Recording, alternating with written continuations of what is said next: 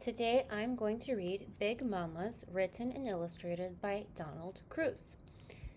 This book is about a boy and his family that goes and visits their grandmother every year, and they call her Big Mama.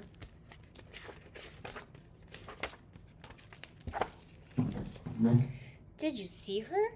Did you see Big Mama? We called our grandma Big Mama. Not that she was big, but she was Mama's mama. Every summer we went to see her mama, my sisters, my brother, and me. Daddy had to work. He'd come later. It took 3 days and 2 nights on the train. Now we were nearly there. He calls his grandma, Big Mama. I wonder, what do you call your grandma?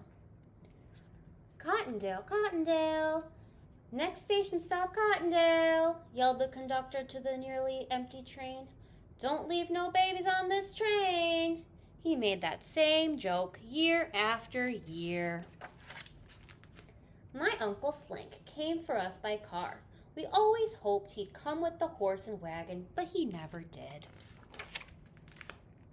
We crossed back over the train tracks, a turn or two along a red dirt road, and onto the lane in front of Big Mama's house. Big Mama and Big Papa were waiting for us on the porch. There were hugs and kisses and, oh my, how you've grown and how tall you are. Is this you? Now, if his grandma is Big Mama, then I'm wondering, who is Big Papa? That must be his grandpa.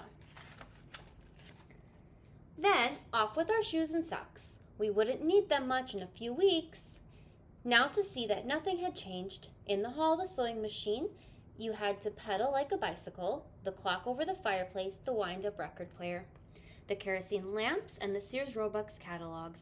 Our room, my brother and mine, and Uncle Slank's. Across the hall, the room where my sisters and Mama slept. Next to it, Big Mama and Big Papa's room. Then to the back porch.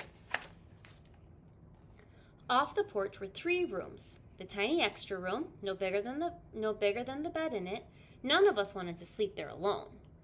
The dining room with a big round table and chairs, and next to it the kitchen. On the porch was the washstand, where we washed our hands, faces, and feet. At the end of the porch was the well. Don't fall in, we were told every year. No one ever did. Look, that's their grandmother's house. Look, I guess the grandma has a dog. Oh, look, and she has chickens, too. Wow, no wonder he liked going to his grandma's house. She had a lot of fun stuff there. We stood on tiptoe to watch the bucket go down and fill with water so that we could have a drink from the dipper that hung nearby. Everything was just the same. Look, and they drink water from a well. So we get water from our faucets in the sink, or maybe some water comes out of your fridge, but they got water in a well. That's different, huh? In the backyard, the chicken coop where Sunday dinner's chicken spent its last days. Behind the shed full of old stuff was the outhouse. Okay now, but scary in the dark. We stopped for a drink at the pump. We ran past the pear tree where the turkeys roosted at night. Under the tractor in front of the tool shed was a good place to look for nests with eggs in them. Next to the tool shed was a huge empty pot for making syrup from sugarcane juice. I dug some worms from the big pile of cane pulp. Wigglers were the best kind for fishing. I chose a pole. The barn was another place to look for eggs. Onto the stable to see Nancy and Maud. Maud was friendly, but Nancy was a biter. Look, Nancy and Maud, those are the horses. That's their names.